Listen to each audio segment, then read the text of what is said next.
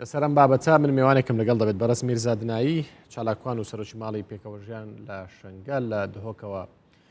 لەگەڵمە بێت. بەڕست میرزام کاتتان باش. ئەم بە جینۆساید ناساندنە شتێکی گرینگە، بەڵام ئەوانە ئەتوانن چی بۆ کوردانی ئێزدی بکەن؟ بەتایبەت ئەوانێک کە پەنابەرن، ئەوانێک کە ئاوارن، ئەوانێک کە بێسەر و شوێنن.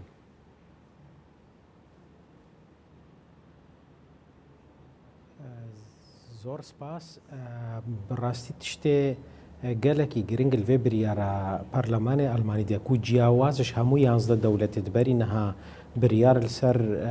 قبولکردنا جینۆساید دابوون و هەندێک پێنگاوێت پراکتیک هەندە خەتەوات عملی دوێ بریارە ئەڵمانیدا هەنە. طبعاً گەلێک تشتێت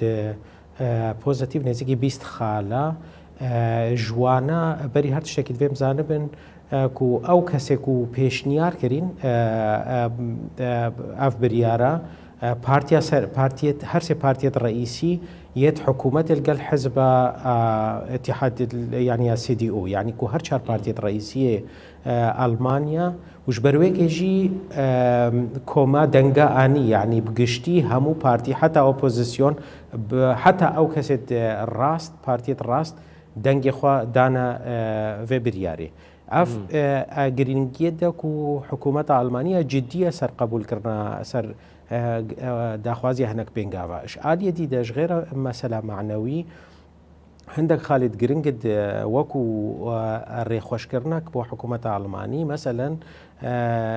ku Almanya destpêşxeriyê bike bo konferansekî nêvdewletî ji bo xatirê avakirina şingal. Almanya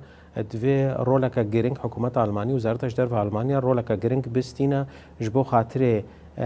هەماهەنگیە ناوبەینە بەغدا و هەرێما کوردستانê و ئێزیدیاداش بۆ خاطرێ چەسپاندن و چارەسەرکردنا ڕەوشە شنگال لەگەل وێ هەفپەیمانە شنگال. ji غەینی wêjî ku dîtina êzidiya Iraqê ji bo xatirê rêxweşkirina ciyê wan divê gotina wan yan dîtina wan bêta rêzgirtin ji re ji bo xatirê ew karibin mesîrê xwe bi destê xwe yan nasnama xwe bi destê xwe ew biryara xwe bidin ya dijî ku li nava vê biryarê jî de hindek xalîd dî jî hene yani ji bo nimûnê ku çawa Almanya kare pirsa nêvdewletiya çespandina edaletê çawa kare meselen rêka meselen Înstitûta Eurojustice yan jî diyasaya nêvdewletî de çawa kare bi wekû modelekê ber û baş li hemiyê girîngtir Kak Mirza nasandina vê komkujiyê di asta nêvdewletê weke jînosayd nek welat hûnê çi bikin ku ev bêta nasandin wek jînosayd ev xelkê bêta qerebûkirin ev xelkê vegerta ser mal û halê xwe şingal bêta avedankirin ew kesên ku wendayne carek din bihên vegerandin nav malên xwe. ئەو سەداسەد نەها ئەف پێ ناساندنە نەها ئەڵمانیا کردی ئەس خوازم تشتێکی بینمە بیرێ دوهی محکەمە فیدرالیە بلندە ئەڵمانیا جینۆسایدا ئێزیدیا بڕێیا قانونی دا قبولکردن یعنی نەها ئەم ئیرۆش ji ئیرۆدا یان ji دوهیدا ئەم کارن بێژن ku لەسەر ئاستێ نێڤدەولەتی جینۆسایدا لەسەر ئێزدیا هاتی کردن ئش ئالیە یاساییڤە ئش ئالیێ پەیوەندیت نێڤدەولەتیڤە وش ئالیە سیاسیڤە هەر سێ ئالیە هاتیە قبولکردن یعنی پێویستی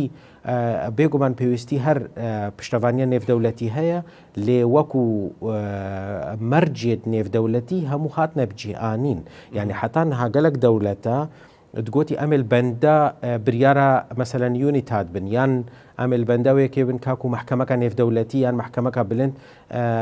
ئاعترافی بجینۆسایدێ بکات. دوهی محکەمە فیدرالیە بلند یعنی بوندسگریشتهۆف ئەو بریارەت فرانکفۆرتێ دەرکەتیت مەها 11 دوهی چەسپاند یعنی وەکو محکەم ئەگەر ئەمە مستەلەحی عێراقی بێژن وەکو محکەمە تەمیز عولیا یا دەولەتێ